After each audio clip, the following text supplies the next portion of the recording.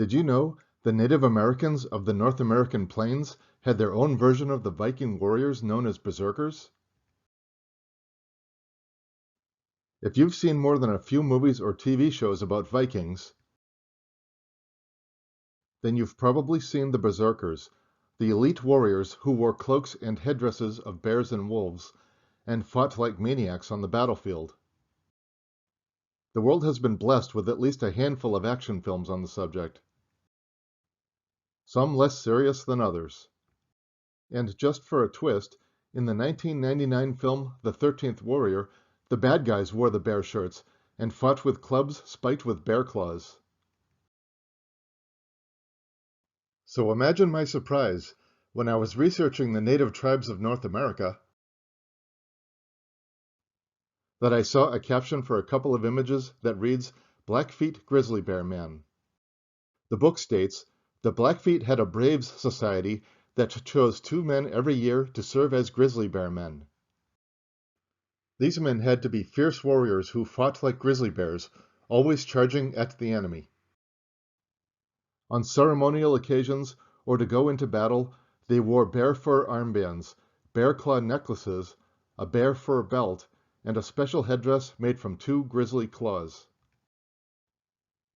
Search online and you can find paintings for sale, or at least for viewing, including Blackfeet Grizzly Bear Men by Stephen Lang, Wary Blackfoot by Stephen Lang, Blackfeet Grizzly Bear Man by Donald Crowley, Grizzly Bear Man by Z.S. Liang, and a full-body view of a grizzly bear man, again by Z.S. Liang.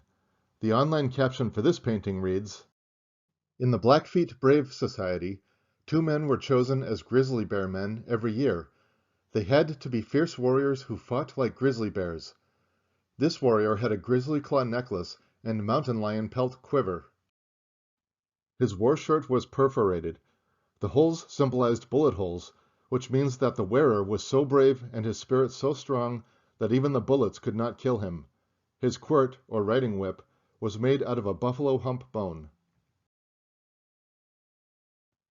Finally, the Lifeways book, The Blackfeet, states, "Bold young men stalked grizzly bears for their claws, which they proudly wore as necklaces. Yet the Blackfeet were still wary of grizzlies, believing they had great supernatural powers." This may not be much information about these warriors, but we don't have a lot of information about the Viking berserkers either. The book Viking Hondbok quotes one of the sources from the 13th century.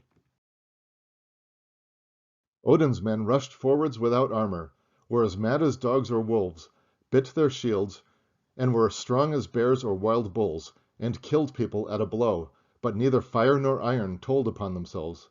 These were called berserkers." This quote comes from the Ynglinga Saga by Snorri Sturluson, a 13th century historian, poet, and politician from Iceland. I'm not sure why the berserkers bit their shields, but who am I to question the source? If you'd like to become a berserker or grizzly bear person, you can start by purchasing your own imitation bearskin cloak and headdress. Links in the description below. Whether or not the Native Americans or Icelandic Vikings accept you in your new role will be up to you. Just try not to hurt yourself or anyone else. Thank you for watching. Please like this video, subscribe to this channel for new videos every week or two, and see the description below for a list of books, films, and online resources featured in this video.